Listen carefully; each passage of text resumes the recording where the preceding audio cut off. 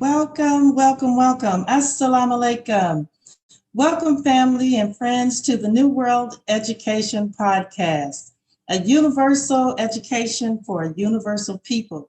This podcast is sponsored by the Supreme Wisdom Educational Center, and we would like to, of course, thank our lovely and very competent co-hosts that we have on set today.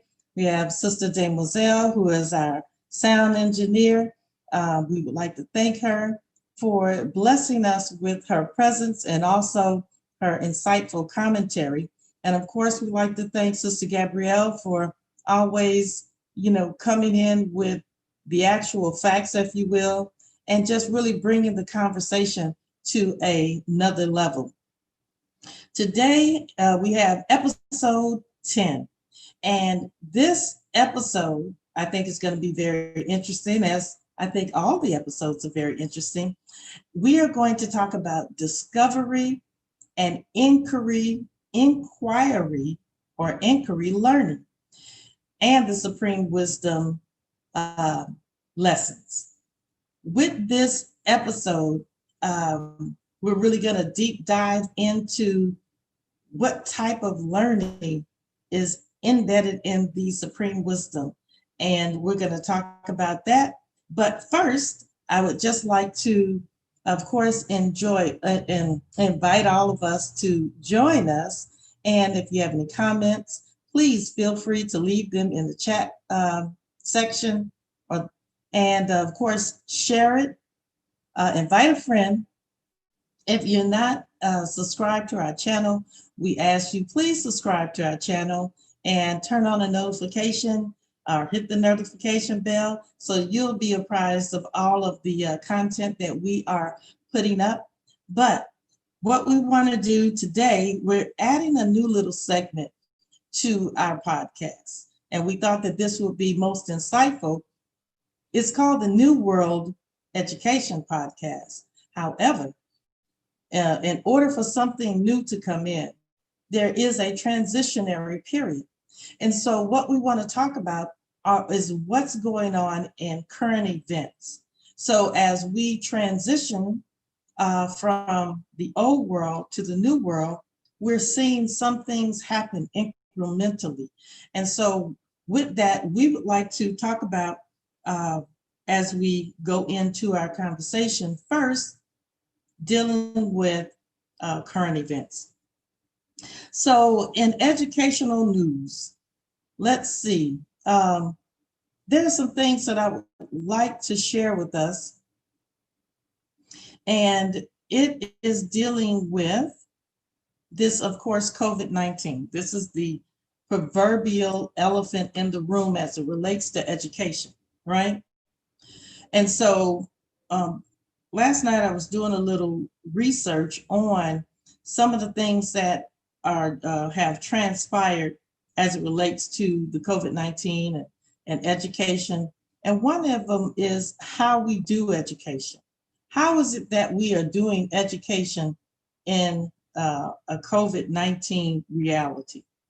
And so with that being said, I found an article here from the New York Times. Interestingly enough, it is a transitionary model of education, but when I was reading it, it reminded me of education of old. But anyway, let me go ahead and jump into this, and you all feel free, Sister Demoiselle, Sister Gabrielle, to come in and make a comment on these articles that we found. But the first one is an article from the New York Times that says, "Classroom without walls, hopefully COVID." So it says, to combat the coronavirus, schools across America, they've moved students outdoors. And so it gives a look at as a matter of fact, I want to look at the actual article. I want to pull it up. And it's talking about how that the classroom is moved outside. And I thought that was very interesting, that students now are being taught outdoors. And I'm wondering, as an educator, just being honest with you, I mean, how would that work for me? How would I feel, going outside teaching? Sometimes it might be nice, but I don't I know would if I. say it, Mhm. I would say it can work because the Most Honorable Elijah Muhammad said you can teach under a tree. So I mean, Exactly. hey, Exactly. right. And that's the thing that I was looking at. I'm trying to pull up this article, so give me a second here. Well, just to add on that, I mean, what really is the classroom for? It's really just a form of control and organization, as in the four walls. But again, if you are a skilled teacher, you can be able to take anything that you see and make a lesson out of it. But I know personally from my experience when I was doing my student teaching at Southern University Laboratory School, I Mhm. actually had to teach environmental science along with physics. And so with environmental science, we're learning about the environment. So on many occasions, I actually took my class outside because again, when you're teaching things, bringing that mass in some instances can help. So when we learned about community planning, because that was one of the things that we went over, I took them to a housing subdivision and I told them to make note of how the parking lots were designed and how the streets were designed and how the things. So these are things that they can learn. And even I know myself when I was in college, I took an astronomy class. And so Yeah. again, when you're studying astronomy, it's good and all to read about the books, but there's really no better example or no better way to teach it than to go outside and observe the night sky. Because it's a lot of things that you learn inside is in theory, but when the practice comes in, that's usually what solidifies it. And so to this day, I can find my way at least north, south, east, and west at night. Don't Yeah. ask me during the day. I haven't figured that one out just yet, but I know a couple of landmarks. But as far as nighttime astronomy, I can definitely I can extrapolate my directions. You can navigate. Okay. Okay. Well, that's I wouldn't go very that important. far. Okay. So let me go ahead and pull up this article right quick so we could go through it. And let me know if you see it. Got it? Yes? Yes, ma'am. Okay. So this is a classroom without walls and hopefully COVID-19. And just think about it. Think about not just from the teacher standpoint, but from the students standpoint. And just thinking about going back into the classroom after this. How psychologically is this going to affect this generation of students? But anyway, there's this article, and that you see the students are sitting outside in a wooded area, still have on their masks. I hadn't figured out this little plastic one here, where how that keeps the COVID-19 out. It seems like it could go up under the mask, but hey, that's just me. But nonetheless, yeah. So the students are outside learning, and I just want to kind of scroll down this article because they have pictures, real nice pictures. Here's another one. I'm assuming that the children are 6 feet apart. That must be where one student is missing from class or something like that, right there, with the little tag is, perhaps. But that's another little picture of how the students are learning in an outside setting. Here's another one where the students are learning in an outside setting. So, this is education reimagined when children are now, the classroom is going outside. And, John Taylor Gatto, who is somebody that we reference in one of our classes, our orientation class, talks about having class outside of the classroom, and how education can be more than just sitting inside of a classroom. How and as we go in today, we're going to talk about discovery learning and inquiry based learning, and how, having it where the students can go outside of the classroom instead of sitting down, taking direct instructions. So I thought that this was interesting. And this looks like, I'm not sure if this is on the top of a roof or in a parking lot. Must maybe it's in a loft or something like that, but they're looking at all different types of ways to be able to educate the children and conform with this COVID-19 pandemic. Here's another picture of looks more like more of an urban setting, and this whole concept of educating outside the classroom.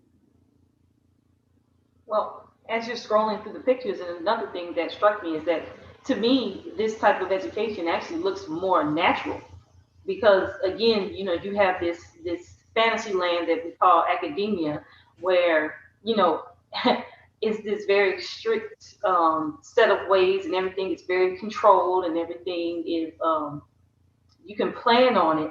But when you get outside of the walls of academia, you get into the real world and start to practice, you see that everything is a bunch of moving parts. And you really have to be able to think on your feet and think creatively and not, be so dependent on things being predictable. And so that's like that shock you get when you leave the academic realm and then go into the real world. So by having the teaching students in a more natural way in an environment they would actually be used to once they get out of school. This kind of helps them with that transition from transitioning to a learning environment into the real world environment. And in truth, it really should be the same. Mm-hmm, mm-hmm. Yes, and true. Well, you know, what I noticed about these images, and I don't know if you all have noticed, but these images all seem to have very small numbers of students. Now, how would this work if you did something like this with a class of 25 students? Do you think that that is a manageable number of students, or that's a realistic uh, model of educating students outside the classroom? Could one instructor be able to, adequately monitor and be able to instruct students such a large number? Do you think that that's a good model? Well, while you think about that, I'm going to go to the next article, which is an article also in the New York Times, and it's dealing with education during this time of the pandemic, and it's entitled "Pandemic's Wake: Learning Pods and Micro Schools Take Root." This article says that unhappy with remote learning, parents are seeking alternatives, touching off the largest educational innovations experiment in history. So let's go ahead and move over to this article. And this article is, okay, no, that's not the one I need. That is one, but that's not the one I'm looking for because I want to deal with that as well. I think this is it. Here we go. So this is, of course, remote learning isn't working for everyone, right? Because if you have small children and they have to stay at home, they can't stay at home by themselves if the teachers have to work. The parents have to work. Then, if you have older children that may have more courses that maybe they need more direct instructions on, and they may need to have a teacher present in order for them to successfully learn the subject. Now, when I looked at this picture initially, it reminded me of kind of how we started off with our MUI. We weren't quite this little, but it kind of reminds me of that, going back to a smaller setting. So in this article, it's just dealing with the whole concept of how parents are not necessarily, they don't want to send their children back to the school system with all of this with the pandemic, but at the same time, they would like their children in some type of educational setting. So we called it co-ops back at the time, and during the time where parents would, on their days off, or would switch, being with the students at a certain time. So you would have, a parent that would monitor a certain number of students, but in a smaller group. And so here they call it pods and micro schools. And so I thought that that was an interesting look at how education is being uh, redesigned, if you will, in this transitionary period. But the one thing that I think that is constant, they're seeing that in order to educate students, you can't have um, this large Walmart type of box store education that is becoming more intimate the way that it really should be. And so that teachers don't just become, one of, especially if you're in secondary education, that is like you have 6 or 7 instructors during the day and it's just one of those instructors. More or less what is becoming is that the instructor is becoming more, the teacher is becoming more like a student mentor. And I think that that is interesting, that this is kind of how education is being reimagined. I see that we have some people that are joining us on the chat. Thank you for joining us on the chat. Please do share and encourage other educators and people that are just interested in the Supreme Wisdom education to join us. And lastly, I looked up something about the whole concept of with the COVID-19 vaccines. And is this a possibility that this COVID-19 vaccine will become one of the students or children's mandated vaccines to be able to get in school? And of course, is the vaccine is being fast tracked, and they're trying to get a vaccine out. There's another, from what I understand or what it looks like, we are in another wave of the COVID-19 outbreak. I think yesterday they said that they had the highest reported number of COVID-19 confirmed cases since the pandemic has taken place. So we have to look at this whole concept of this COVID-19 vaccine. Of course, they have to find people or children who they can use to test the vaccine on, because you can't give the same vaccine to the babies as you give to the adults. And then, it's being pushed out there so quickly that we don't know whether or not it's safe. So with that being said, and the Honorable Minister Louis Farrakhan, of course, said that that if they try to force us to take this vaccine, every man, woman, and child in America, then that trying to force that vaccine on us would be a declaration of war against us, because that's the one place that you should have sovereignty, is over your own personal body. So with that being said, education, we have to start thinking about this. We have to get prepared, not just those who may have already been homeschooling or people that have started small independent schools, but we have to look at this in terms of mass education. Things are changing, they're shifting, and we are moving into the new. But as we move into the new, we see these different things that are occurring. So do you all have anything that you'd like to add to that as we finish up this part of our segment, just dealing with the current events? Where can those articles to the link, or can they be shared? The links Yes, to the they articles? can be. They can be. And what I'll do is that I'll provide them to you so that we can put them in the chat box below. But they are New York Times articles, and I do have the links available. So do you all think that this educational paradigm is beginning to start morphing? Because I was thinking how that they said that during the time of Socrates and Plato and all of the Greek educators, this kind of, to me, more looked like something that was old as opposed to something that is a new educational paradigm. But, there's nothing new under the sun, as they say. Right. Not at all. I mean, as far as what you said, I think those were good points that the wider awake man and woman should really look at when Mhm. and this is the benefit in the power in studying history, and then so you can start to predict things in advance. And if we see that a trend is starting to trend in a certain way, it would be wise for us to get ahead of it before it becomes our Yeah. reality.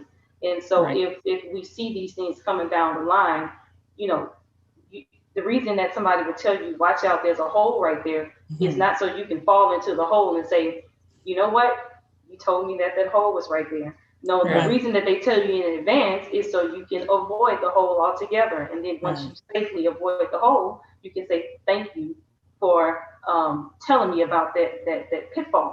And so, and what you're saying is absolutely right. But I just wanted to put out there that the Honorable Minister Louis Farrakhan has been telling us in the Nation of Islam that he wanted to see an online education for our children, but I'm pretty sure that also will expand out to the rest of the population, but an online education.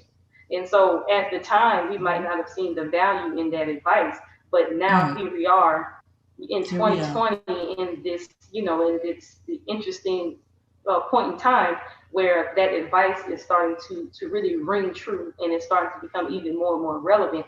And so I have to say, absolutely, I absolutely agree.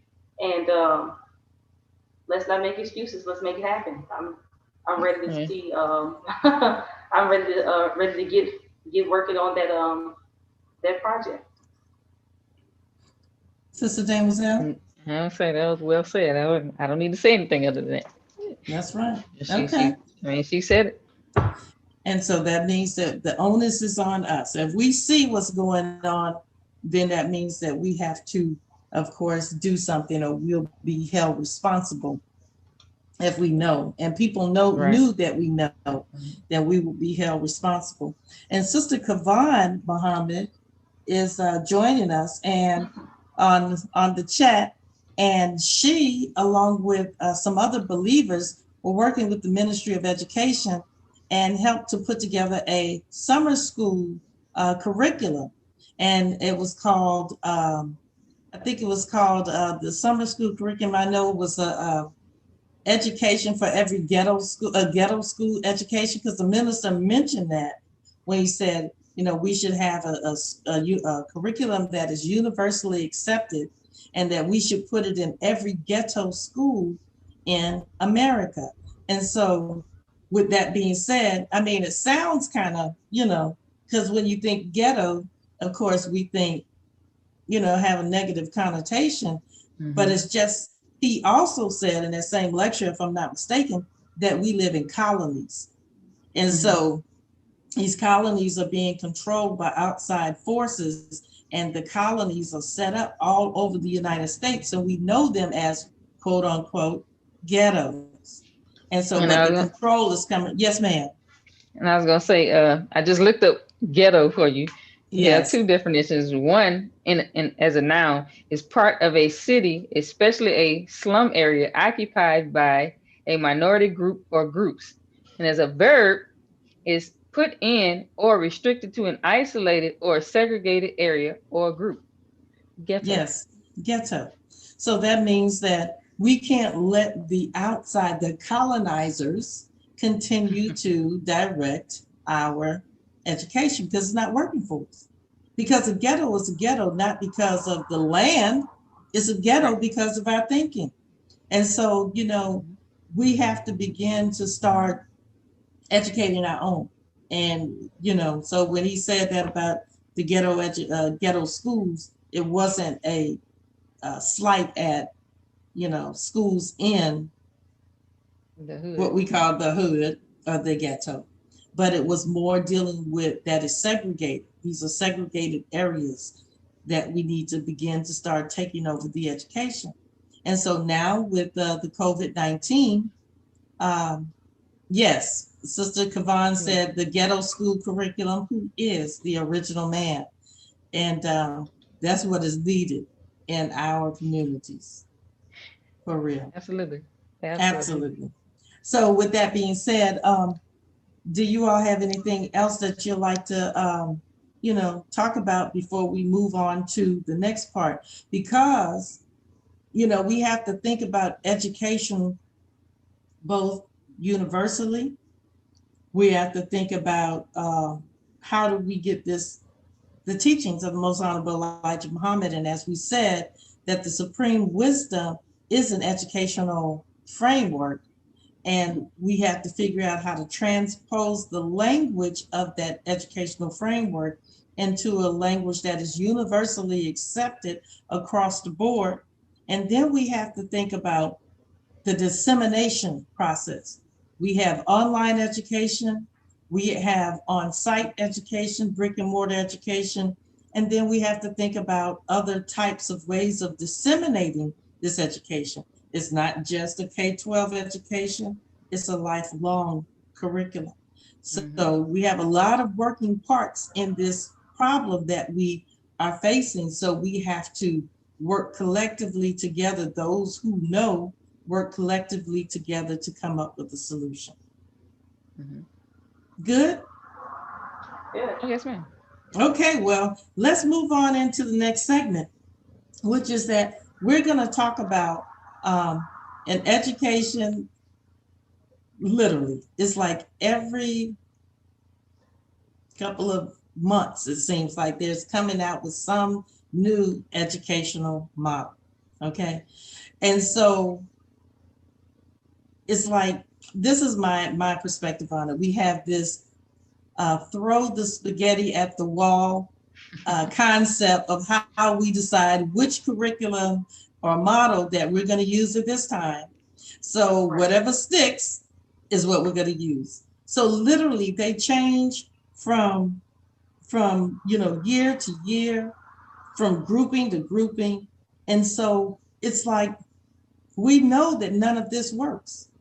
None of this has worked for us, because all we have to do is go to the ghetto and look at the thinking of our people. It has not been elevated in the least bit. So we know that their education is not working for us. So in dealing with discovery and inquiry-based learning and the supreme wisdom, before we go into the quip of the Honorable Minister Louis Farrakhan, what I would like to do is clear a word. Now, the first thing is discovery. So discovery is defined as to find something or someone unexpectedly, or in the course of a search. Divulge, and an archaic definition of it is to divulge a secret, to make known or visible, to expose, to display, to obtain sight or knowledge of for the first time, to find or to find out. So discovery-based learning is dealing with being able to come upon the meaning of something, to something that was once unknown to you. And also we have inquiry. And so what is inquiry? What is to inquire? The definition, let me see, I have it here. The definition for inquiry is, it is to, well, I have the definition for, okay, inquiry. Here we go. It's the process of asking about or investigating something in order to find out more about it.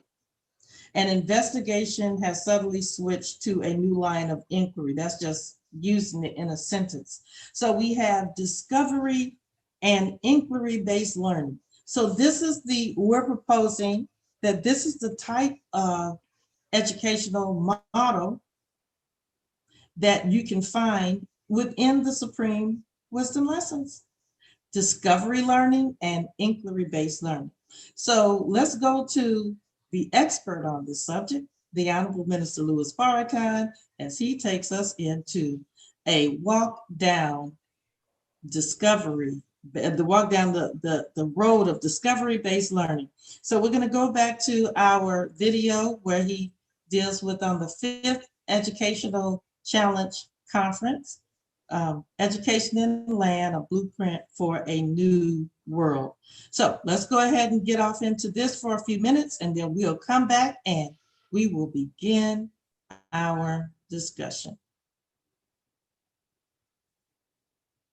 So let me know whether or not you all can hear me, because you know my sound sometimes goes in and out. So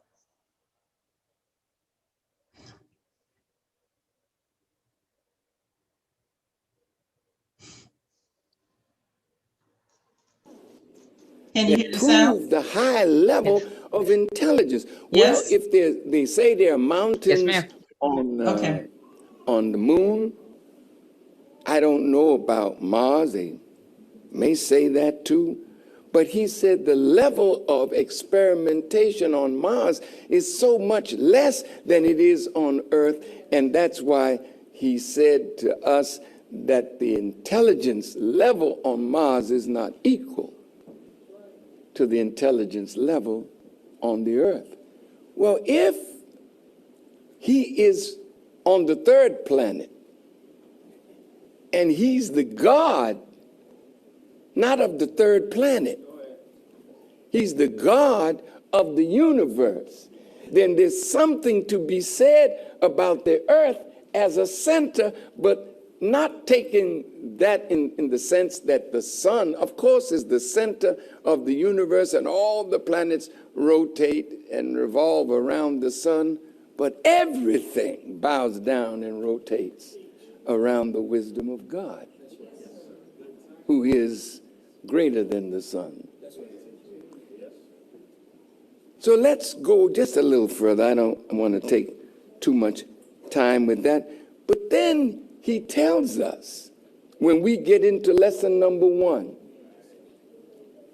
Now you get into useful land in the student enrollment, used every day. Well, what is the difference between useful land and non-useful, and what makes non-useful land non-useful? And is there a science that you should know about that can take non-use and make it useful? See, these are studies that the children would love to get. Then you could send them anywhere. And I've seen it.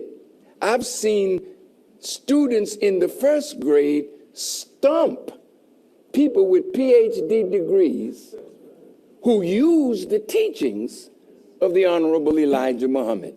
Now, if lesson number 1 is the base of our work, if that's the base, that's a foundational teaching to bring us where Allah wants us to go. Have you considered a curriculum like that? Why isn't the devil settled on the best part of the planet Earth? Where was he settled? He ain't settled even in Europe, but the best part. That's why he's always after the lands of the original man, because the lands of the original man is where wealth is, knowledge is. So he has to, in order to survive, suck the life of the original. Get the resources from the original. So this leads to your social studies and geography and geopolitics. And there's nothing wrong with babies understanding geography and being able to go to a map and point out Mecca. Huh?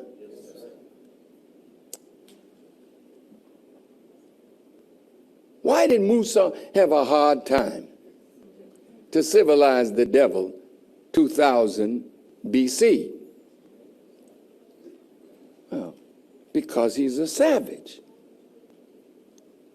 Well, why shouldn't our students know the hard time that Musa had, and then bring some of the evidence take them over to the museum and let them see the cavie. That's a class.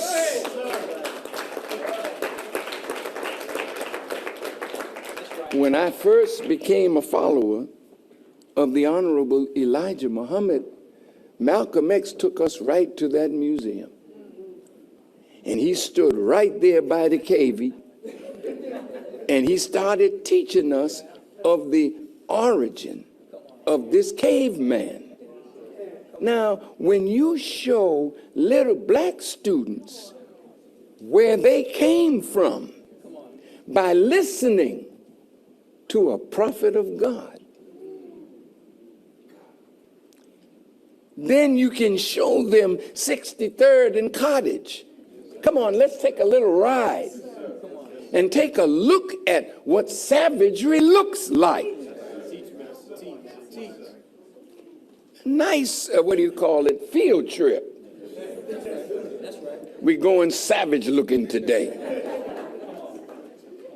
I'm just throwing out ideas because we now have to make it Muhammad University of Islam.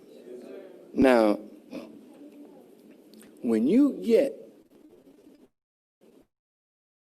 into the finish of lesson number 1, have you ever thought, why did we let half original man Columbus discover the poor part of the planet Earth?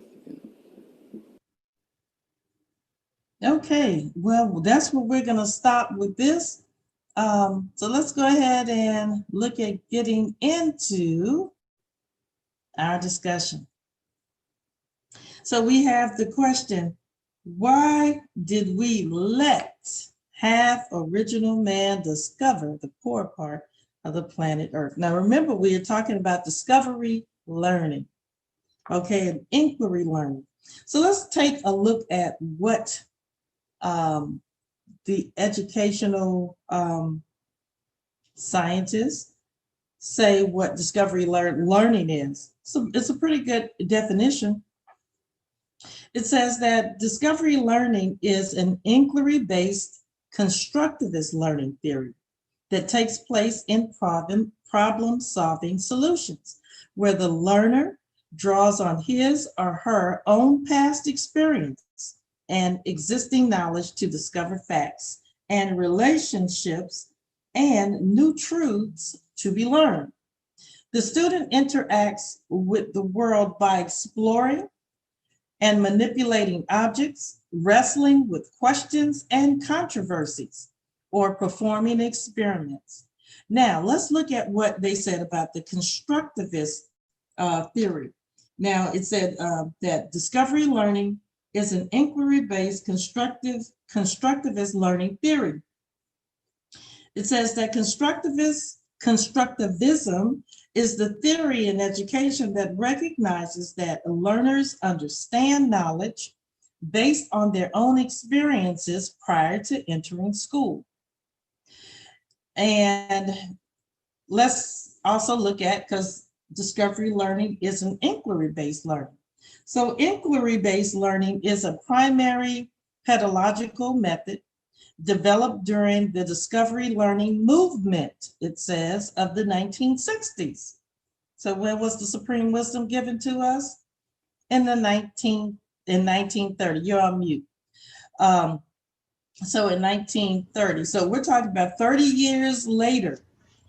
And it says that, now this is why they said that this was given to the world. It says that and inquiry-based learning is a primary pedagogical method developed during the discovery learning movement of the 1960s as a response to traditional forms of instruction, where people were required to memorize information from instructional materials such as direct instruction and rote learning.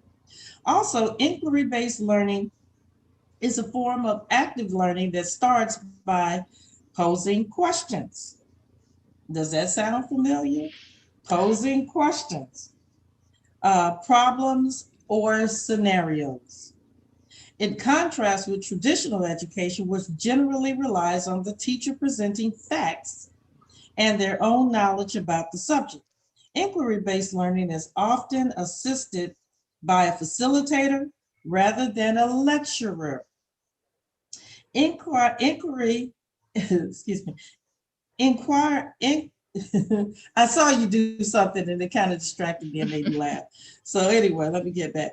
Inquirers will identify and research issues and questions, develop knowledge or solutions. Inquiry-based learning includes problem-based learning and is generally used in small-scale investigations and projects as well as research. And inquiry-based instructions is principally very closely related to the development and practice of thinking and problem solving. Of course, we have 34 problems that need to be solved. So with that being said, we ended off with the question that is in the lesson, original man discovered the poor part of the planet Earth. Yes, it seems like it's a pretty rich part, minerally, but yeah, discovery learning. So the original man, even going back before Master Fard Muhammad had discovery learning, we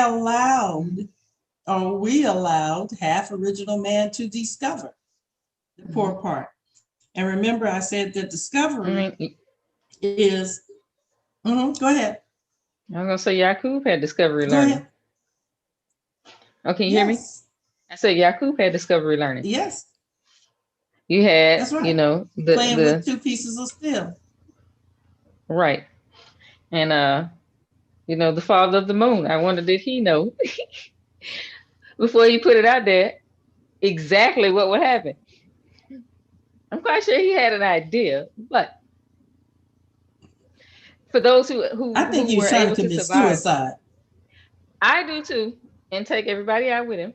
However, those who survived, they benefited from his experiment. Okay. Yes. Yes. And the minister said that we are the most intelligent life in the universe or in the solar system, because those words are interchanged because of the high level experimentation that we do on ourselves. Yes. So let's go ahead and unpack this whole concept of within the lessons that is a discovery based learning and inquiry based learning educational curriculum. I was looking up some things. So ask that question again, because I say let's unpack it. Let's go ahead and get down let's to unpack it.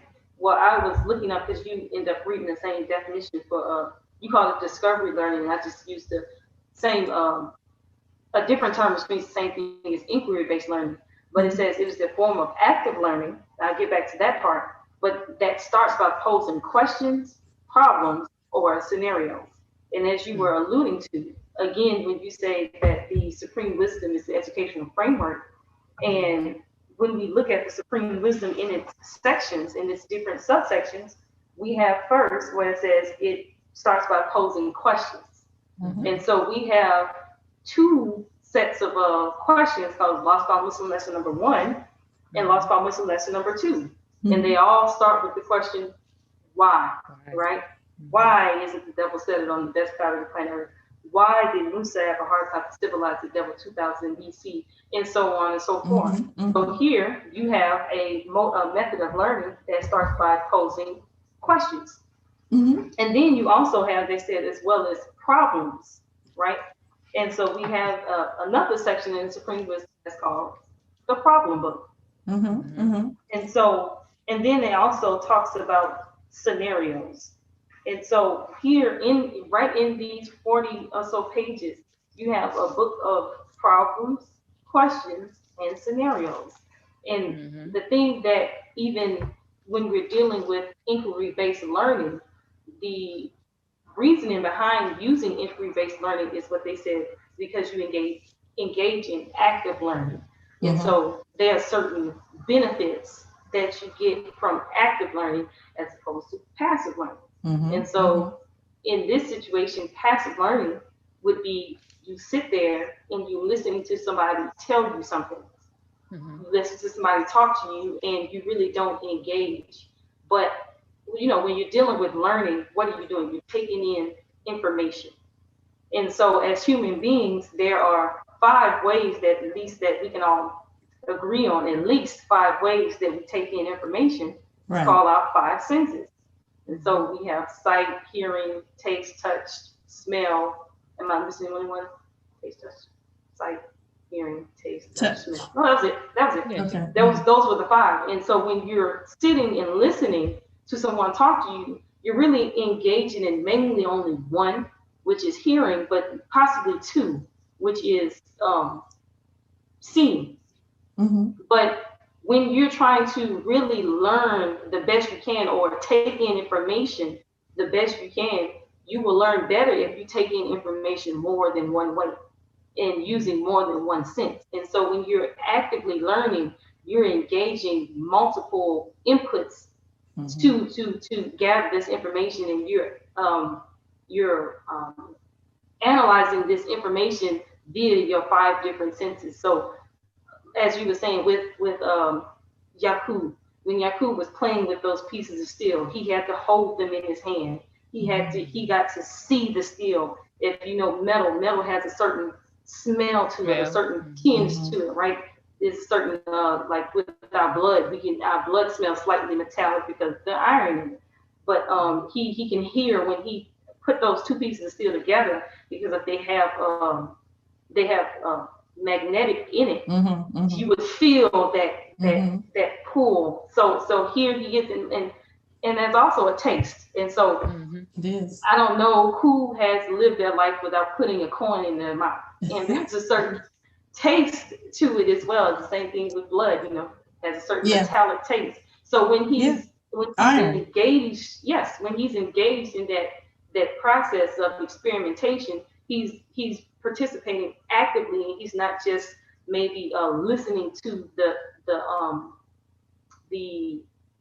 properties or listening about the properties of metals, but he's actually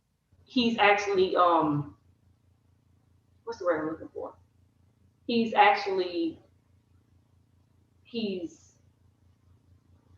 I'm looking for a word, but he's just not learning about or hearing about the properties, but he's actually involved in the properties. He's experiencing. Yes, experiencing. That's the word. He's experiencing the properties. So it's more than just a bit of information, but now that has been cataloged as a part of his life. That is an experience that he can always draw back to. That will he can recall a lot faster than if he's trying to recall a fact. He can recall a smell. He can recall an experience, a taste, the touch, the sound. And so when you're engaging in this active learning, you're creating more points of reference to recall that information and also use that information. So, and this is and that's what we come up with the story of Yakub. We come up to it. We see that story of Yakub in the Supreme Wisdom. And again, why are we learning all of these things? Why are we, being asked these questions or told these histories? Because they are not just random bits of information, but it's actually information that is to be used and not just stored. To be used and not just stored. Speak a little bit more on that. Say for instance, best example is like your body. So when you take in food into your body, you're taking it in as for energy purposes, so that your body can use. And then when you take in so much food in the units of the energy that you get from food are called calories. And so when you take those in, your body uses those calories to get work done. But if you have calories that your body is not, accessing and tapping in those energy sources to use, they end up getting stored as what we call fat. And so the thing is that we can see how when you're taking in more than you're using, it sets up this imbalance in the body And and it's just as with weight gain that comes from taking in too much that you don't use, you start to slow down. You start to get sluggish. You start to all of the other systems start to get thrown off. And that's kind of sometimes how it is with information. When you just have information that you can't use, sometimes it even sets up a trial for you. Just having information that you can't use, because then you're getting frustrated. So now you have all these concerns now that are floating around in your heads. There's really nothing that you can do about it. And so every bit of information that we learn, every experience that we have, is not just for us to have it, but it's for us to use it at some point in time. Because I mean, to simplify it, that's the whole fun of life. Is that we're to take in information and use it to our benefit to advance us to the next stage. You're right on it, Sister Gabrielle. I would like to, before we go on, because I want to deal with that, because I don't know if you read this or you inferred this just from the conversation. But before we go further, I would like to thank, has to be the longest YouTube channel name that I've ever seen. It is Conscious Black Crystal Connection by the Copper Child, Mike L. We are crystal children. Thank you. You are a faithful viewer. You always like. Thank you for the share. We appreciate you. We appreciate you watching us. It really makes, a difference, because it makes us feel like, okay, we need to keep moving. We need to keep going. We need to keep sharing, because when you're trying to bring in something altogether new, you are looked at as an outlier at first, but eventually we all will bear witness. And as we can see, and I'm just going to bring this in just right quick with our brother Busta Rhymes and Rick Ross, that now they have a whole song entitled Master Fard Muhammad. The Honorable Minister Louis Farrakhan said that every knee will bow and every tongue will confess that he is Lord. So the more that you help us by sharing this, the more that we could help with making the great commission of the Most Honorable Elijah Muhammad known. So thank you. Before you move on to that point, shameless plug. Sister Demoiselle also has a song called, if anybody didn't know, Sister Demoiselle is actually a talented lyric rap minister. And rap minister. And what else did you call yourself? The national representative? But go and check out her song as well on Master Fard Muhammad, because as the minister said, a lot of times you can get an hour's worth of lecture packed into a 3 or 4 minute song, and you can still get that message across.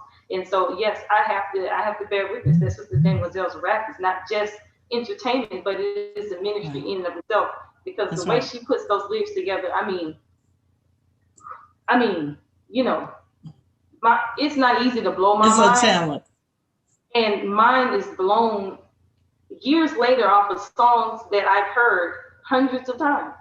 And just the connections, it's mind-boggling. But check her song out as well on Master Fard Muhammad. I haven't listened to. We may have to bring it up. We have the ability to share it. we can put. Maybe that's what we need to do. We need to put it in the link, because I believe it is available on YouTube. But yes, it's the Drop Squad channel. Yes, but it's NOI Drop Squad.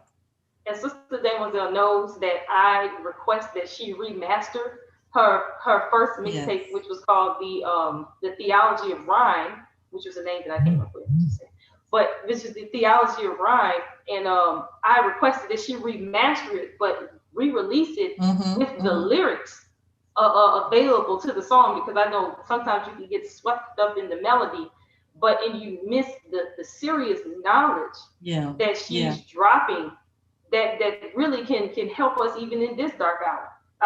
Guidance in 3 or 4 minutes, with this, technological age, microwave age, if you don't have time to sit down and listen to a 58-week long lecture series called the Time and What Must Be Done, You can just pop on the theology of rhyme and the rhyme and what must be sung, which will follow a mixtape, and you can get all that same information boiled down into maybe an hour's worth if you listen to the entire album. So shameless plug. Right. Shameless plug, but not shameless. Praise be to Allah. We'll leave it in the description box below so you can get a link to her YouTube channel. And please do listen, share that as well. Now, getting back to what Sister Gabrielle was saying, there are some pros and cons about the inquiry learning based model. And it just is so interesting that, did you read this? Did you read up on it? Is my sound coming in okay? No, I can hear you. I didn't read on it, but I did look up like a quick definition search and with the same definition. But other than that, because I'm a teacher, and I let you know that I actually last week I think I made the point that that's what I actually worked as. I worked in a summer program, which was a teacher professional development program that was based on inquiry-based learning in STEM education. So I actually am very knowledgeable about this. Yeah, very familiar. So, but let me tell you let me show you what the proponents and the critics believe about inquiry-based learning and discovery-based learning. It says that the proponents of this theory believe that discovery learning, 1, encourages active engagement, 2, promotes motivation, 3, promotes autonomy, responsibility and independence, 4, develops creativity and problem-solving skills, and it tailors learning experiences. However, the critics believe... criticism? No. The critics, that was the proponents. The critics believe that discovery learning creates cognitive overload. That's what you were talking about. Cognitive overload. It may result in potential misconceptions because you have so many ideas going on in your mind, and then it makes it difficult for teachers to detect problems and misconceptions because it's not necessarily a standardized curriculum. In turn, well, I'm not going to say it's not standardized, but it's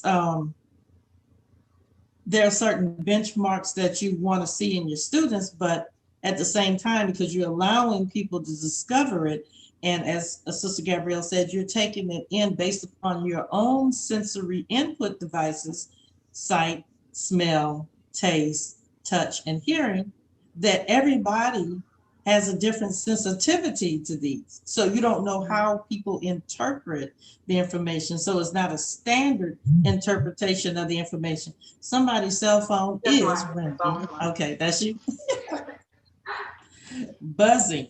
Okay, so let's go ahead and look at something else I wanted to talk about in this inquiry-based learning. As we said, our instructions to the laborers is actually the framework, and then the rest of the lessons are the curriculum.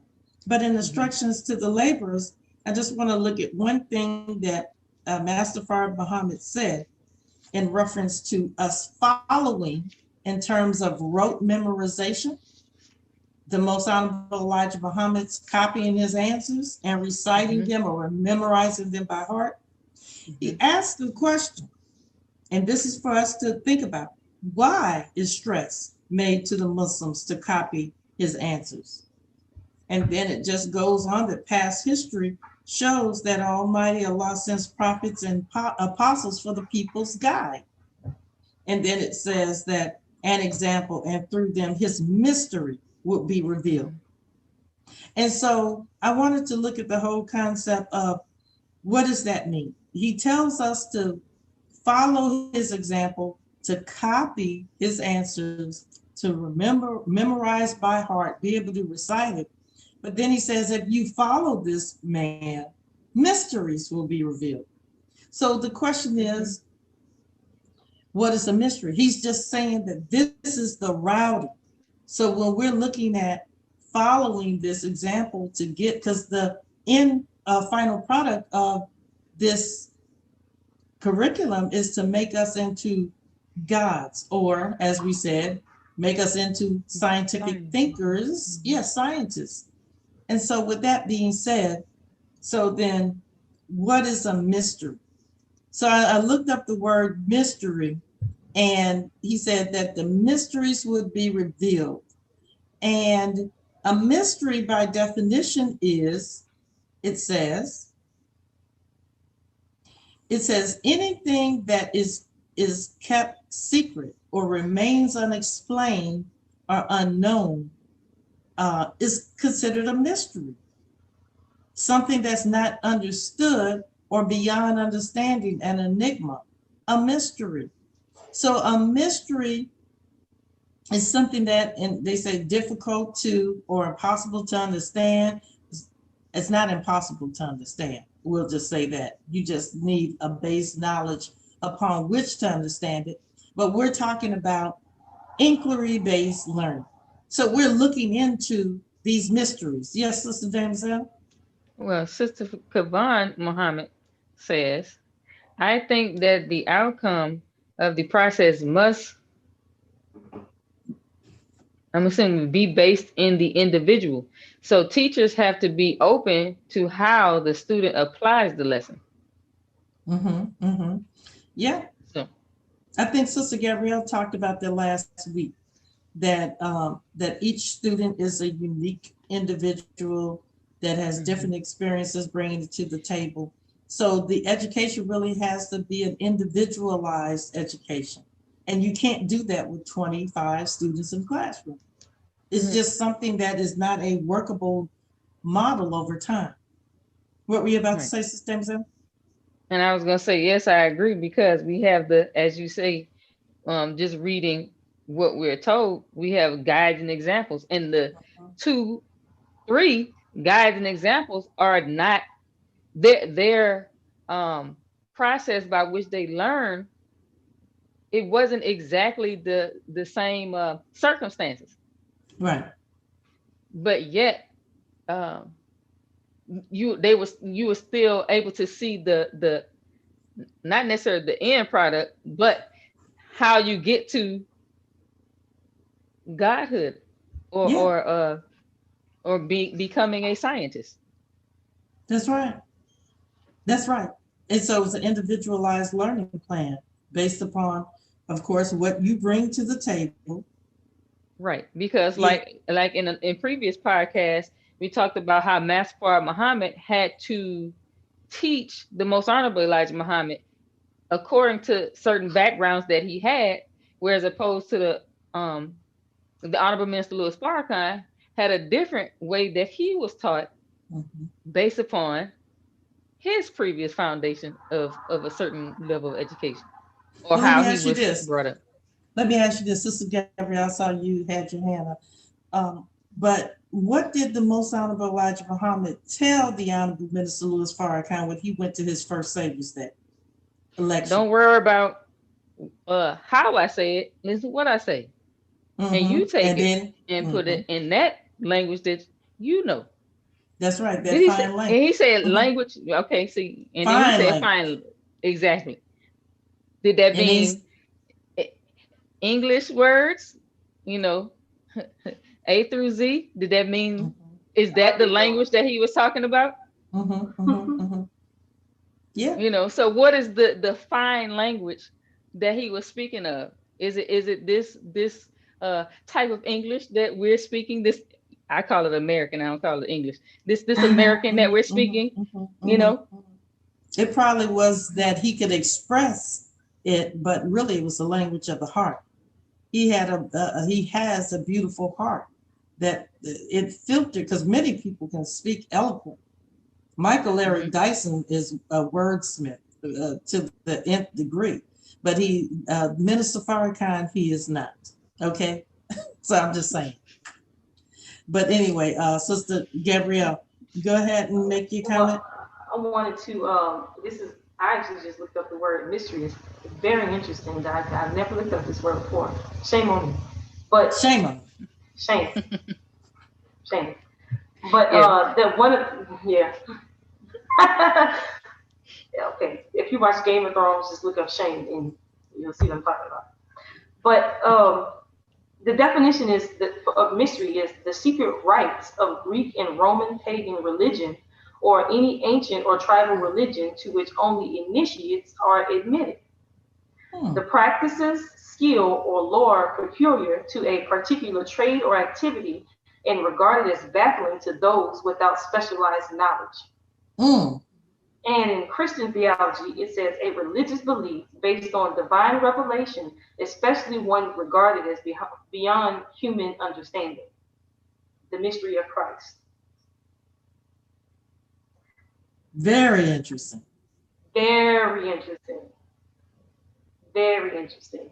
I've never looked at, well, I've looked up the word mystery, but I've never seen that definition of mystery. It's like that. Yeah, yeah. So, And so when you're talking about the through, being guided, to be revealed through a mystery, because even when you go on tours, you might have a tour guide, and they're guiding you through this process of discovery. They're guiding you through this process of seeing something for the first time, and they point out all of the important monuments, background facts, and they but they'll lead you to your destination or lead you through this journey.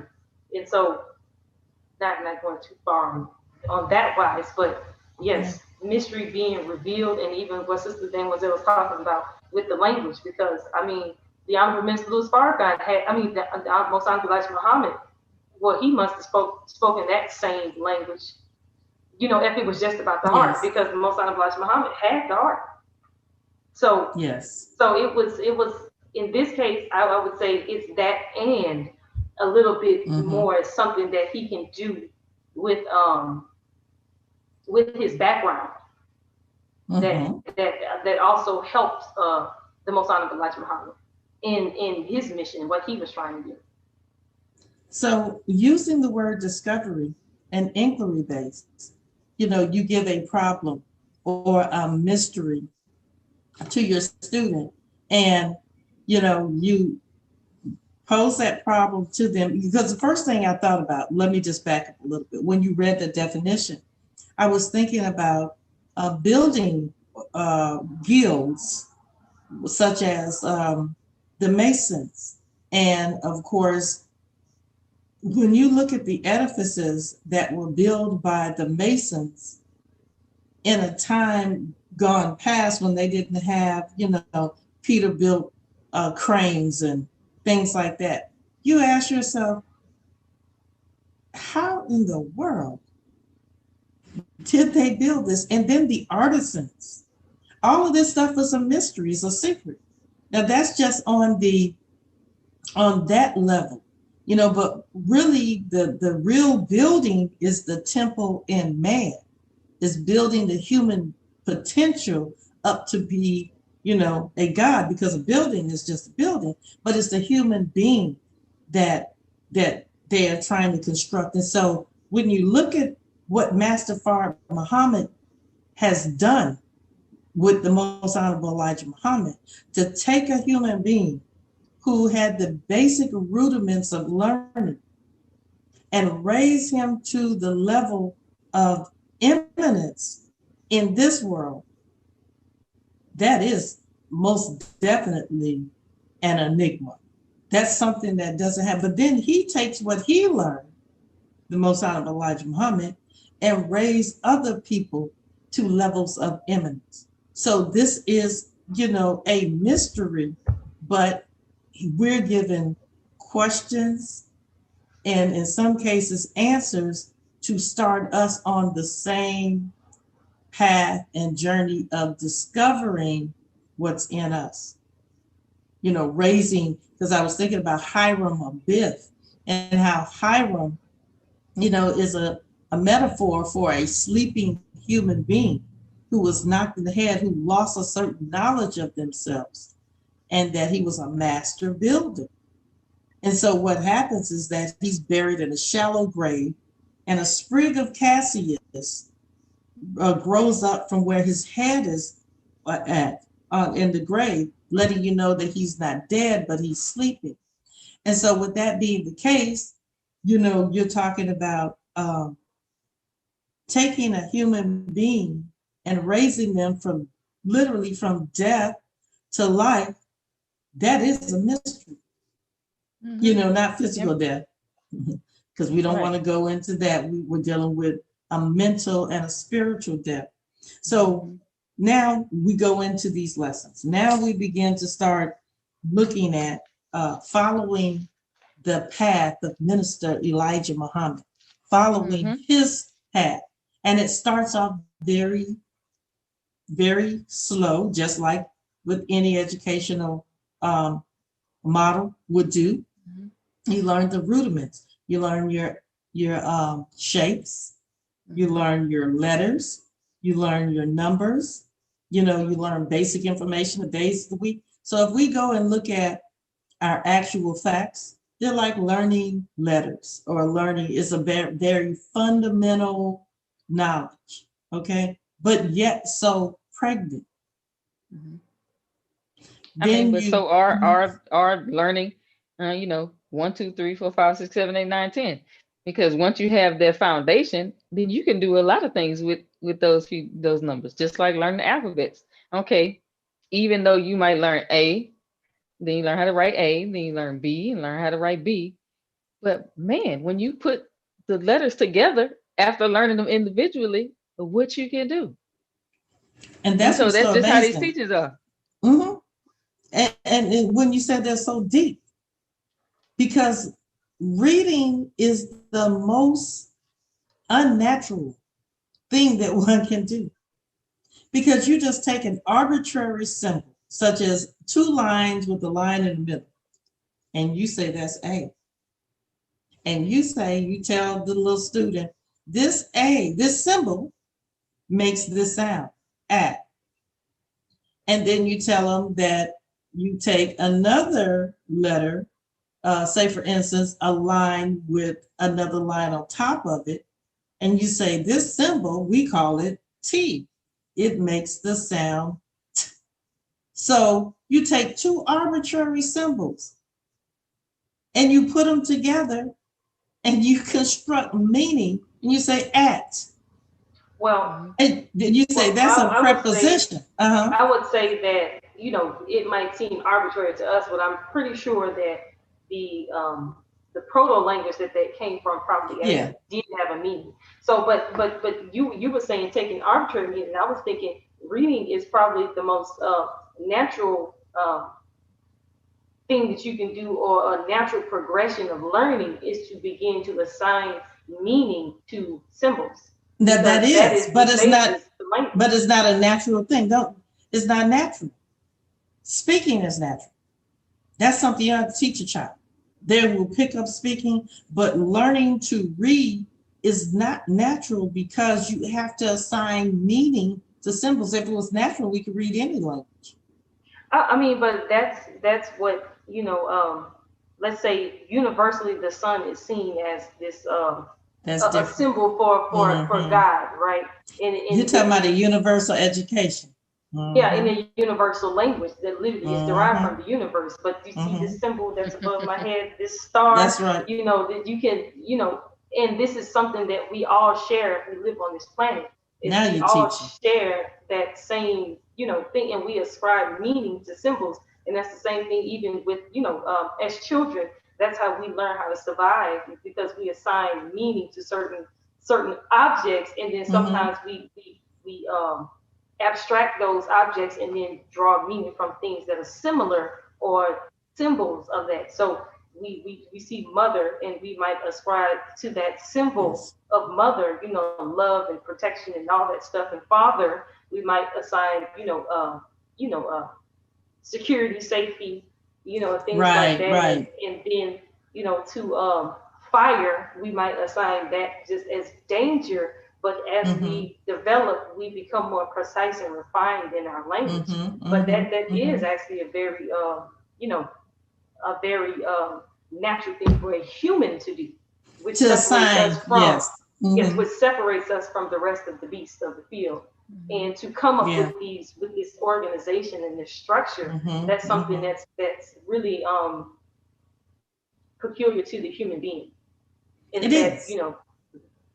we are very meticulous in our organization.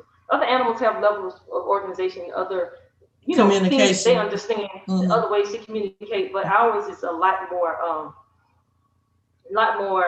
thought out, a lot more refined. And that's one of the things that I learned in one of my history classes, is that's what the Chinese, they believe that, that it was a certain group.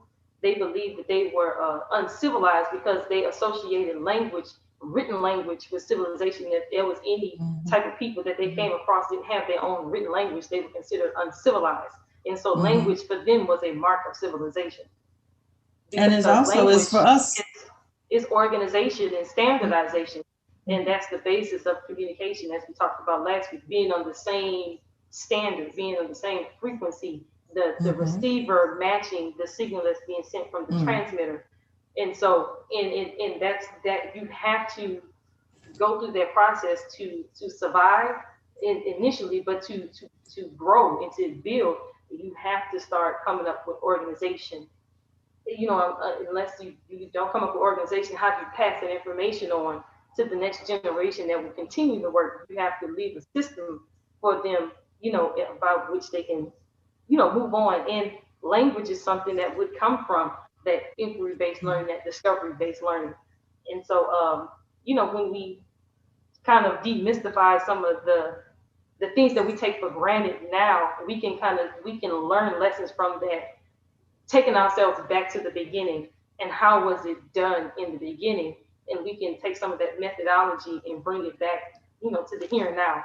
And I credit that to Sister Demoiselle, because we were having a conversation earlier when she was explaining the problem that a lot of times we come up with as a people, is that we keep trying to copy methods and copy means that we get from a graphic people.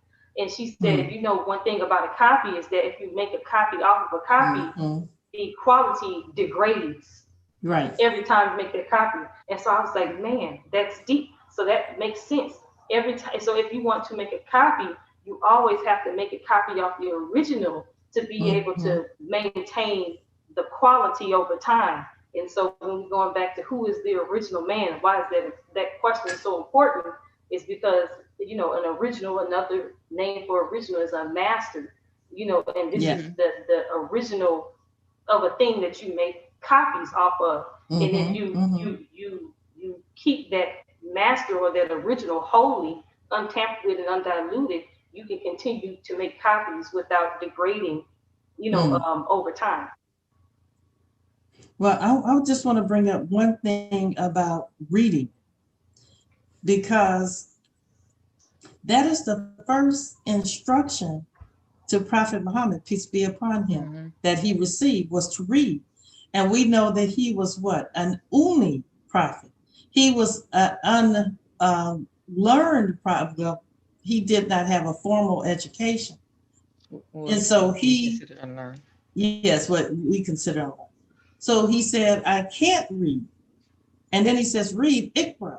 But when you say the word read and you translate it to read in English, it loses its meaning in translation. The word read actually means to investigate, to look into. And so reading is required, as the minister says, not of some, not of the young, not of the old, but of the young. And they said that everyone must read, must investigate. That means that this comes down to what we have been given in terms of these lessons. Reading is not just being able to decode a message of symbols that are on a page. It means to investigate and go deeper. For example, this week last week, I was contacted by a sister who posed a question to me because she was writing a book. And she asked the question about, it was based on the supreme wisdom and literacy. And so what she asked me was about a question that dealt with the actual facts. And so she said, well, I looked on Google to confirm the actual fact that she was looking for, but she couldn't find it. And so she was saying, maybe I should just leave it out. Maybe I should just leave that particular part out. And I was like, my first thought was that, one, it's an actual fact. And I believe it. So my belief said, okay, because I looked and I saw what she said. My belief said, no, if he said it's an actual fact, it is an actual fact. We just have to go after figuring out what does it mean, investigate. And so it's the simplest one, or one of the simplest of the actual facts, but yet you have to think about it.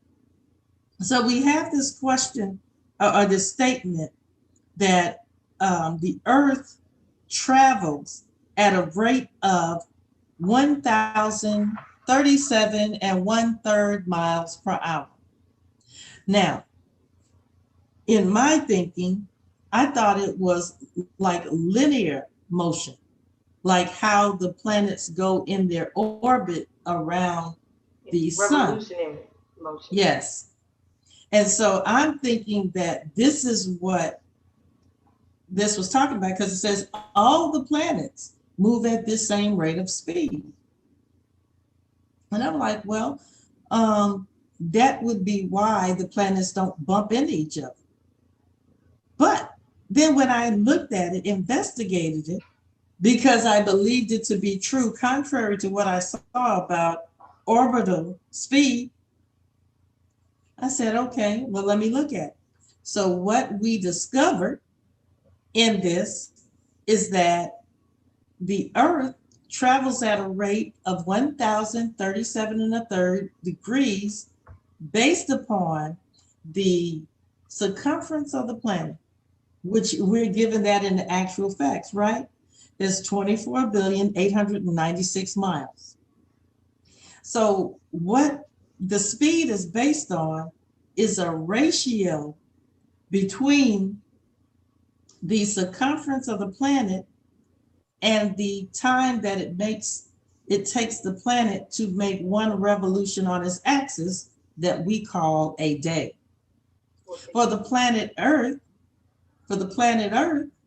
our circumference is 24,896 miles. And if you do in science, your dimensional analysis, you have your miles on the top, and then we say and then we would say miles per hour, right? If we're talking about traveling at a rate. Then you divide it by the circumference. And so we're just going to round it off to 24,000 miles. We can put the rest on there and get the precise number. But if you divide the circumference of the planet by the time that it takes for that planet to make one revolution on its axis, you will get 1,037 1/3 miles per hour. Yes, miles per hour. Did I say yes? So anyway, now, here's the thing. I tried to look this up for the other planets, and there's no information about that. The only one they say that has a similar speed is Mars. And I thought to myself, okay, because they're about the same size, give or take, just a little smaller, and that the planet takes about the same time to make one revolution on its axis that we call a day. You're on mute. That's just the physicist to me that just you say revolution, that's a rotation. Rotation. Because, yes. Well, no, it's making a revolution on its axis. It's rotating. We call that motion rotational speed.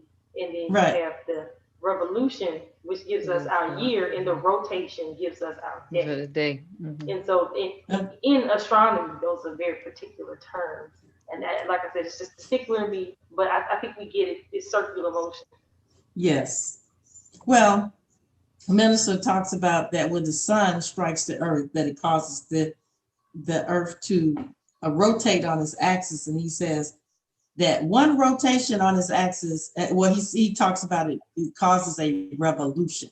But anyway, we're not gonna debate the language, Here we the go. grafted language. Here we go. Language is very important, and that's why It's we're very given the important. English lesson, because there's Yes. even significance in his use of the English lesson, and then It using the English lesson or the English language in its proper term, because Mhm. what something means in English today is not what it meant in English Right. yesterday.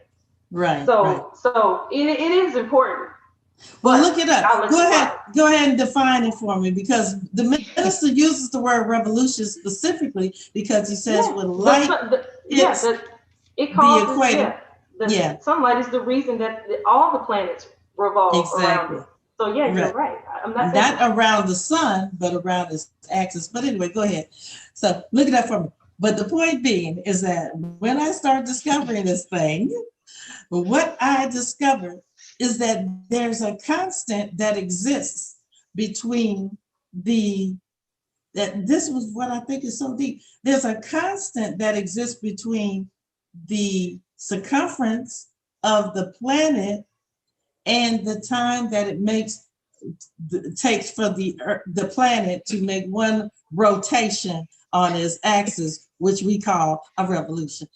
And so therefore, look it up, ma'am. You on You mute. are? Okay.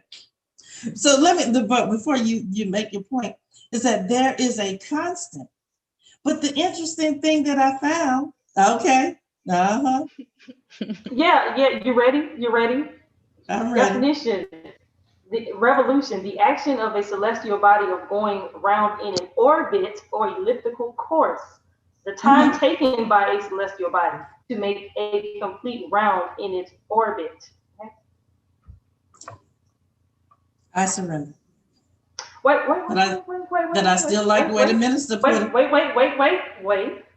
Wait. Are you ready for this? See, two people can have two different explanations Oh, of stuff that both of them be right. Okay, go ahead. Yeah, and that's what I'm getting to. You ready for this? I know.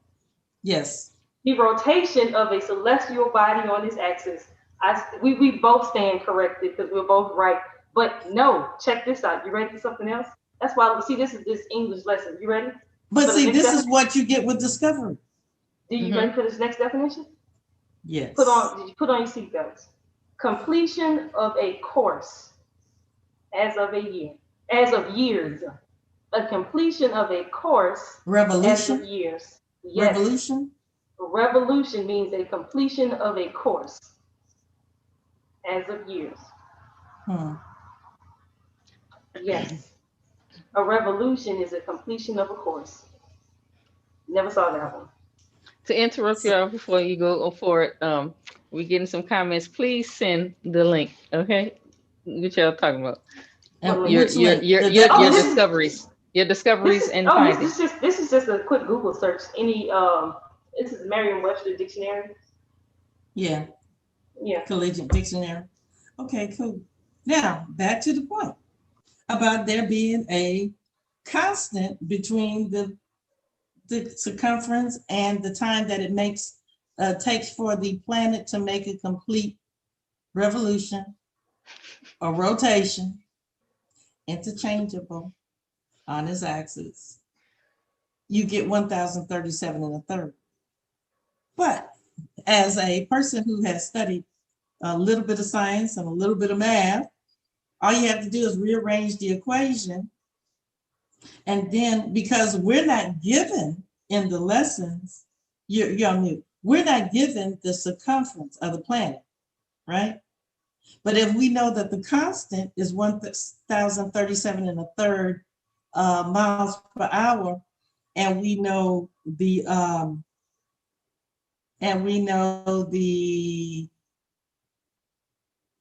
we're given a circumference. We're not given a circumference. We're not given the time it takes to make one revolution on its axis or rotation on its axis, but we are given the circumference, and we do know that 1,037 and a third degree is a constant. So what's so interesting about this is that we can figure out how long it takes it to make one revolution, but we can only calculate that revolution based upon the home of God, which is what we calculate our day based upon, if you understand what I'm saying. So when we say that it takes Mars 23 hours to make one revolution on its axis, that's based upon an Earth day, if you will. So it's just so interesting. And so as I'm researching this, I find out, I'm like, well, who was the first person to discover this fact? So of course that took me on a history lesson, and I found out that it was Muslims. And I said, okay, I see you, God. I see you, Master Fard Muhammad. You want to, yeah, you are I see absolutely you. correct in everything you're saying, but I just want to show some proof. This is me working out all of those problems in the problem book. So, We see Sister. We still see. You gotta move it. Through the paper. Okay, That was wait, pretty deep. well, there you go. We see it right and there. So that's, you can derive, I'm just proving that you can derive all of those answers with a simple dimensional analysis. Yep. So yes, knowing some basic facts about geometry of circles, you can figure out the rest. Yes. And of course, that only, let me go and say that relation, that what a proportion, only works at the equator of each planet. As you move up and down latitude, what happens is that you have to use the sine, or you have to use the cosine of the angle to the equator in order to derive the speed at that point. Because you have the speed that is at the equator, at the poles, which is different than the speed at the equator, because it's based upon what? The circumference of the planet. So anyway, discovery learning. And we can go deeper. So I'm just saying that I just wait before you go, and I want to make this point that I want people to recognize. Do you see the excitement that we get in talking about discovering things that we don't know? And this is another benefit of discovery learning, because it provides motivation. That's encoded into our nature. And that's our God-given, right to express ourselves and use our minds to figure things out. And so so when we're talking about discovery-based learning, you will end up going, as she was talking about about a cosine. I'm making science joke, but you will end up a matter, but you end up going on a tangent. I like what you did there. I like what you did. But it will get you on a tangent that you can find yourself in study for days. And before you come back up, but then when you come back up with a revelation. That's right. So you were talking about, it was the Muslims, that were responsible for giving us this data, this information about the speeds and different things like that, these different factors. And it's like, how the revelation, fuels the discovery, which fuels further revelation. So that's right. It fuels the learning, is the motivation, is the desire to know. Right. And I think we were talking the other day, if I'm not mistaken, how we were saying that we were talking about the Most Honorable Elijah Muhammad and him answering these questions at the time when he answered them. But after his studies, if he were to go back and answer these questions, it wouldn't be, even though they're very profound, as they are, and there's much to be learned in what he has already. But then if I'm not mistaken, he said he would have volumes on maybe just one question. And see, just think about this. We went off of one question, and that was Earth travels at a rate of 1,037 and a third mile per hour. We talked about astronomy. We have just talked about, we could say, earth science. We have dealt with math. We dealt with not just division, which is one of your base, math. We talked about dimensional analysis. We also talked about trigonometry with cosine. So you could take it, but we were unpacking. I was going to add, because just to add more layers of subjects that you can pull out of that, when you were talking about taking the measurement at the equator as opposed to at a different latitude on the Earth. And another way you can think about it is just like how weather or climate works, is that, at the closer to the poles, it's a lot colder, and it's around the equator that it's the warmest, because that's getting that direct sunlight. And so the same thing when you're talking about the speeds at different latitudes, it's almost that curvature of the Earth causes it to receive less and less contact. And so there's, and I'm thinking that it would actually move faster at the poles because it's less momentum. It's less area that's actually moving in a circle. So it will it's have like less when you're momentum spinning in a circle, when you hold your arms out, you and then spin slowly. Yes. And so at the equator is out like this, but at the poles, it's a lot less area. So here we are adding more, so we can talk about climatology, we can talk about physics. We can physics, most definitely. Yeah, we can go on forever, because again, we started with language.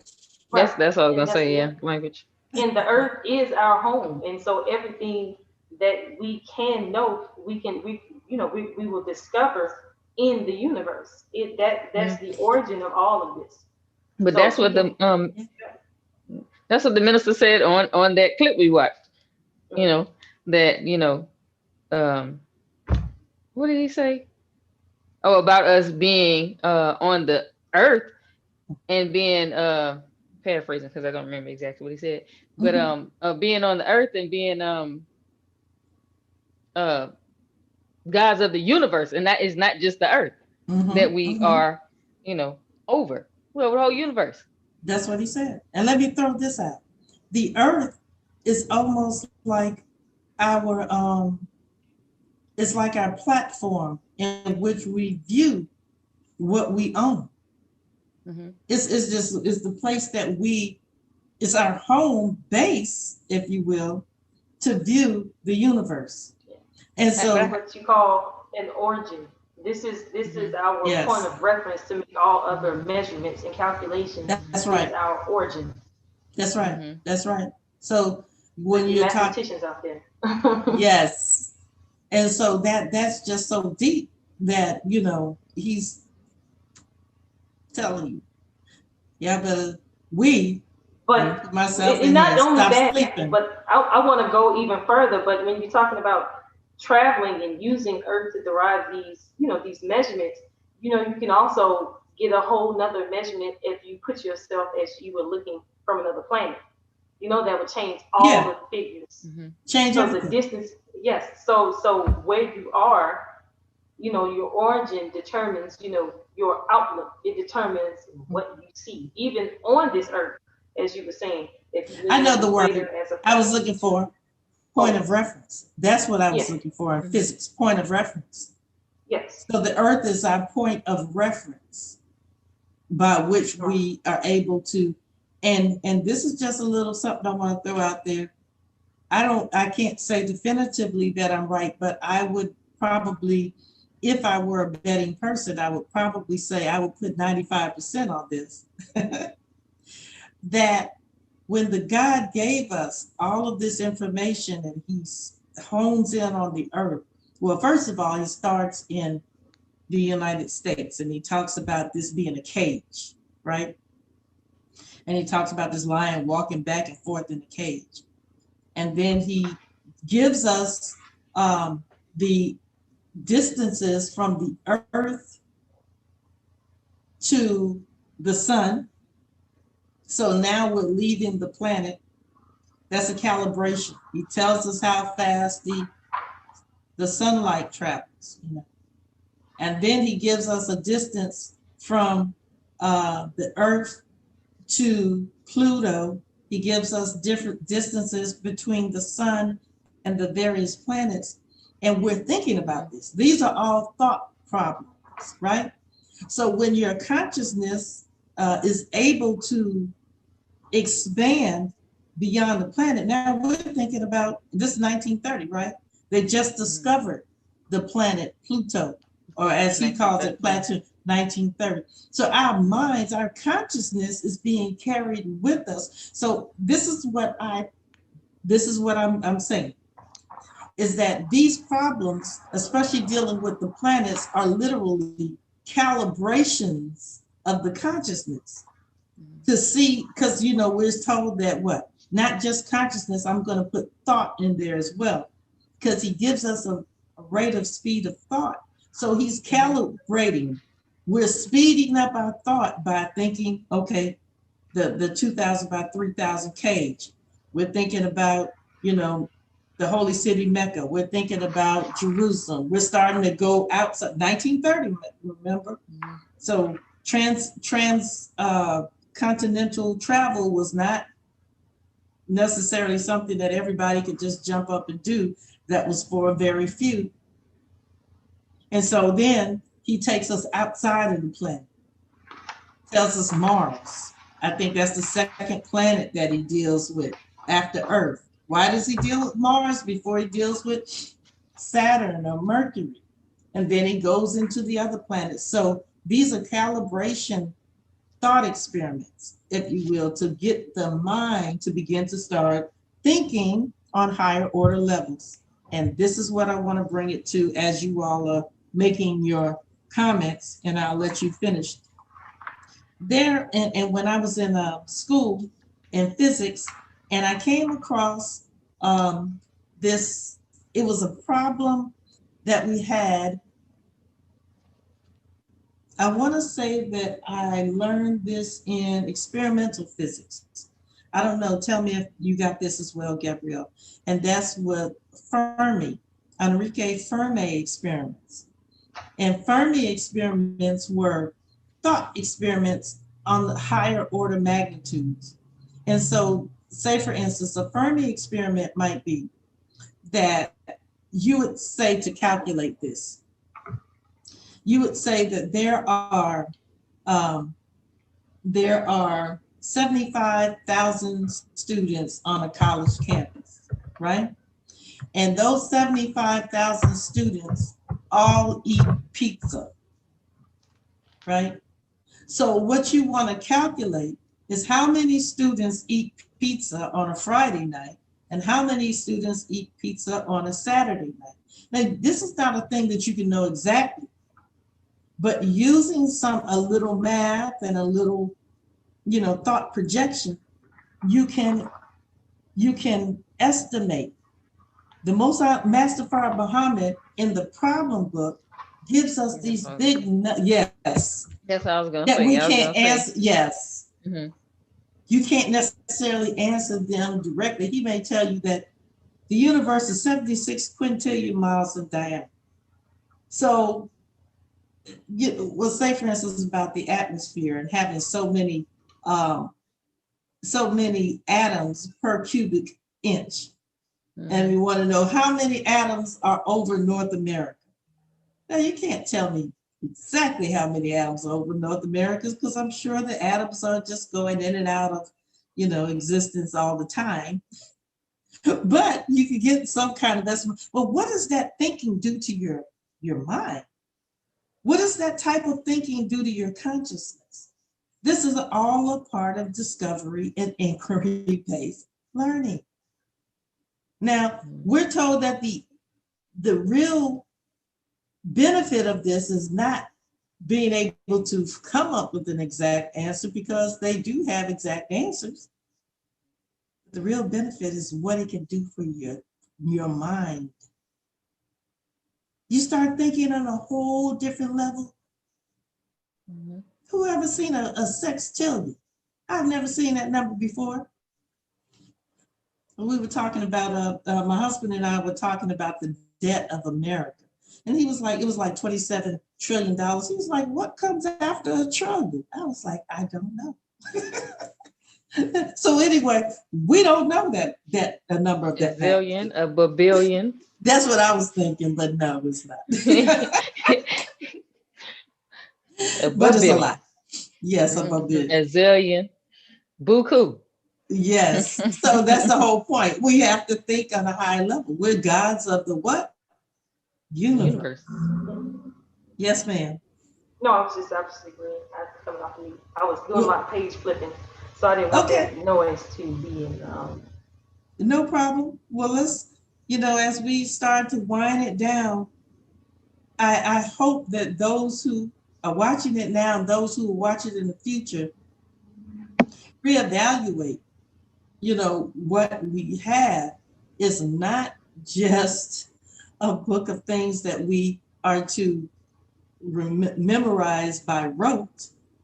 We're actually supposed to unpack them.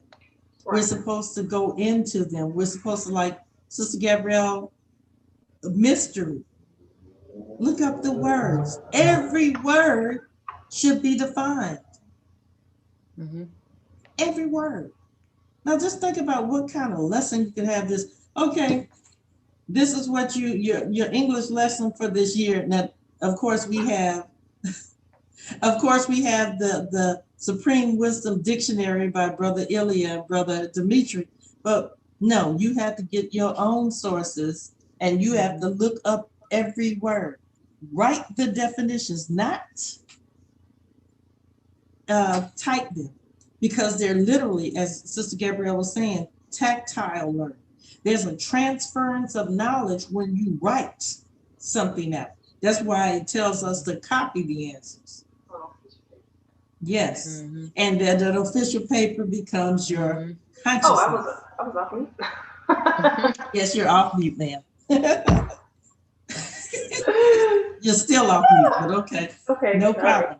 Right. So the point is that these are the things that we have to do when we think that, we've exhausted the supreme wisdom lessons, or that, I can't do it. You can't do that. No, you can't. That's like saying you exhausted the universe. Yes, yeah. Yes. So you might as well roll that tire, Yes. If all the seeds were ink and all the trees were pens and 7 seeds more added, you can't, and it's true, because it's just every time you get to a point, it leads to another point. That's It's like you're going to continue to go on and on, and probably not going to reach it in your lifetime. And so you do what you can, like the minister said, in your time, and when your time has come, you pass on the baton to somebody else, because this is a journey. Right. That's right. What you say is a marathon, not a sprint, Sister Dame saying? Marathons. I think Gabrielle said that last year. I think she said that. Yes. Yeah, I think she said that. Just get ready for the ride, and it's exciting. She said marathons in. So it's not a marathon. I mean, no. So now it's a triathlon, whatever. When they do all that other kind of crazy stuff, they run, swim, bike, cycle. Do all that. But the point is that, and you need all that. You like do. heptathlon and decathlon. Yes. Decathlon and the Iron Man and all that stuff like that. Yes. So what we are saying is that, a lot of times when we're on here, we bring up a topic, but literally we try to show you by us modeling what we're trying to explain. So what we've witnessed is a discovery session into the Supreme Wisdom lessons, discovery learning. And so if we just took one thing and we start just really dealing with it, you would be surprised at what will come out of these lessons. The histories, they're replete with histories that go all the way back to the beginning of the universe. If somebody told you that they will make you the most wisest person, and they said that, all you have to do is just go take this book and begin to start working with it. It's like, wow, why wouldn't you do that? Because knowledge is power. and everybody wants power. So, it's just a situation where I'm telling you, Allah has given us everything that we need. Mhm. We don't need anything else. And when I say that, I'm talking about He's given us everything we need in this. So we're looking for a curriculum, looking for the Common Core, we're looking for the Eureka Math, we're looking for the Massachusetts model, the Singapore. No, we need the Supreme Wisdom Mhm. curriculum. Period. Point blank. That's all. Because out of that, you get your money, your homes, your friendships, Go in ahead. Come all walks on. of life. In that, That's what you learn it all for. you gonna find your job that you're looking for, your job security, your Yes. Health. 401k. You gonna Health. yes, your health insurance. You gonna find all that in the And this. supreme wisdom. That's right. And so, they say, because I can never forget, I heard some of the students in my class when I was in physics talk about that, why are you in school? I'm in school because I want to go get my PhD and I want to get a job working at, this laboratory or doing this or biophysics. And I asked my professor and mentor, Dr. Bagayoko, I said, why is it that people say that they go to school because they want a job instead of, I said, shouldn't you be going to school for knowledge? And a job is a byproduct of your knowledge, but not going to school to get a job. And so I propose that if we enroll in the Supreme Wisdom School, University of Islam, that we will get, as Sister Dane Wazell said, because jobs are just to get what's the result of the job? Mm-hmm. Luxury, Mm-hmm. money, Mm-hmm. good homes, and friendships in all walk of life. But the first thing that we have to do is that we must first submit to the process. Mm-hmm. That's what we have to do. We'll get it all. And it's not saying that you can't learn how to become an engineer, because you need school to become an engineer. I don't want to live in your building if you don't have a foundational math and know how to do some calculus. I don't want to live in that building. If you're a doctor, I do not want you to perform surgery on me if you have never, you know, seen a human body. So we hadn't gotten to that technology like on Star Trek when they have the tricorder and they could just run it across your body and heal you. Yes. I'm hoping that comes soon. Mm-hmm. So, I mean, it's possible. This world only had one book of mathematics on which it built its society on. So who All knows? right. So maybe somebody out there that's watching today or watching in the future will be those who Right. discover these technologies, because there were 59,000 other books of Mm-hmm. mathematics, science, languages. Yes. But I think a lot of times is that we are intimidated because when we holding up examples, and then especially us calling them perfect examples, and we're like, man, I'm not perfect, I can't measure up to that. Oh, they they perfect, I can't. But Right. our um what we see as what perfect means, that's Yes. why we're having a hard time uh being able to even fathom us bringing in something new because of our perception of what we deem this is. Because I looked up perfect one day. I don't remember what the conversation was about. Not, if I'm not mistaken, it was about the minister, and we were Right. talking about him being a perfect example. And the thing is, when I looked up perfect, it's not somebody who doesn't have flaws or faults. I mean, even though that can be a uh, definition, but it said, I looked up perfect and it says having all the required or desirable elements, qualities, and characteristics as good at as good as it is possible to be. So at That's this right. time, what we have it's perfect.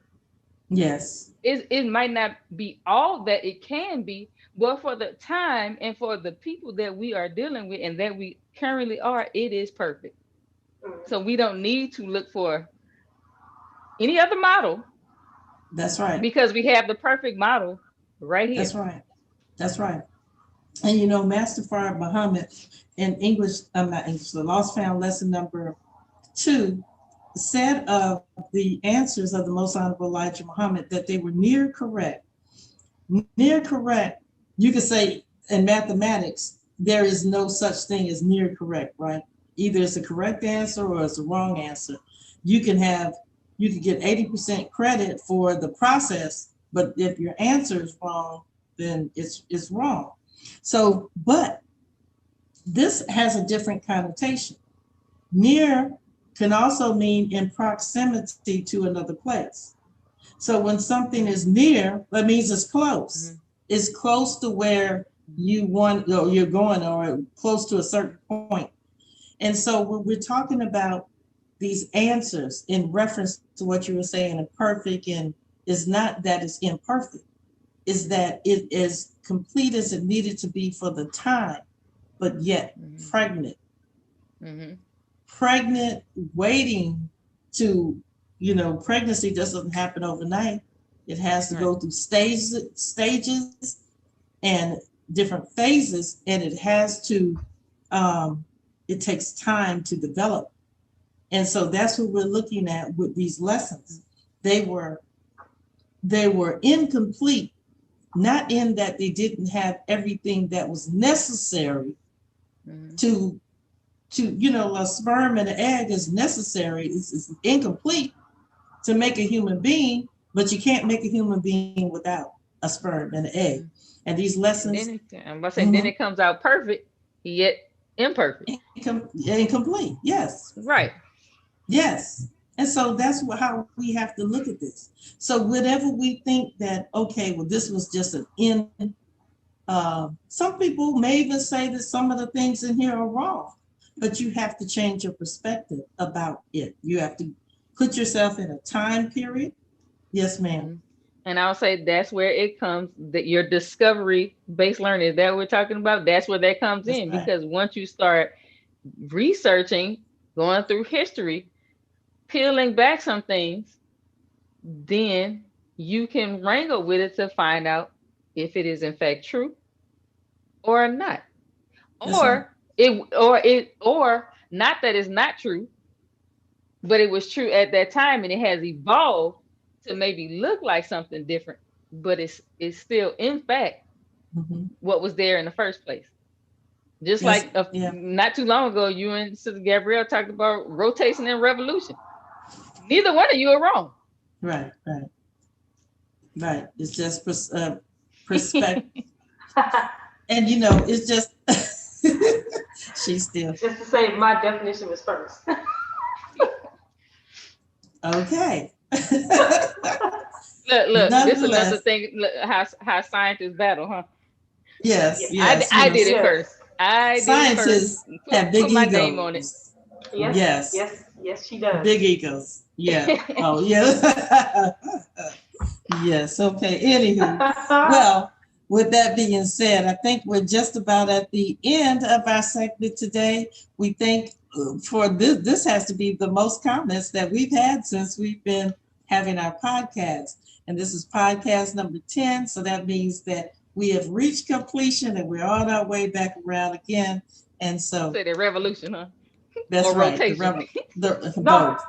Yeah, both. So with that being said, we thank you all for joining us today. Learning should be fun. It does not mean that we need to necessarily,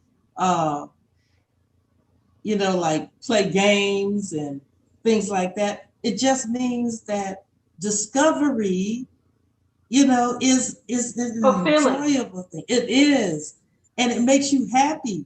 So because this is a deep subject doesn't mean that we need to be all philosophical and use all these big words and pedagogy of the whatever. I was trying to be like of the etymology. Yes. Those words are the magnitude of the incandescent astronomical meteorology. That's right. These Yes. words in this book are simple, okay? I didn't see one big, long, convoluted word, but yet it leads you into so much more. So with that being said, get your lessons out, begin to going back to the beginning and starting over again, with just start reading the instructions to the laborers and with a different perception, as I like to say, I'm quoting from the minister, put on the lens of the teachings of the most honorable Elijah Muhammad and visit these lessons. And we say that this is education reimagined. This is a new educational paradigm for the 21st century. And it's a universal education. It really is so universal. And when I say universal, I don't mean the Earth man. I mean the Mars man, the Venusian man. This is a universal education that is for the universe because the scope of the teachings of the Most Honorable of Master Farrakhan Muhammad is found in astronomy. So don't limit ourselves to, just the Nation of Islam or just, Black people. Is for everyone. So with that being said, please share this episode with people, share our channel with people. Please please subscribe, and hit the notification bell because we're trying to upload more information, more videos that specifically focus in on education in this new paradigm. So we get clips from the Honorable Minister Louis Farrakhan. We have some new clips coming from Brother Abdullah that we'll be posting, Mother Type Data. And so all of this is all education.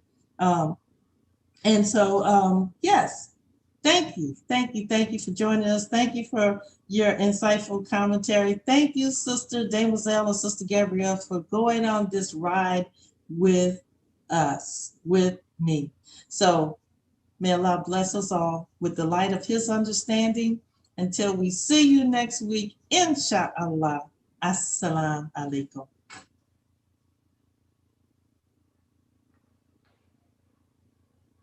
Okie dokie.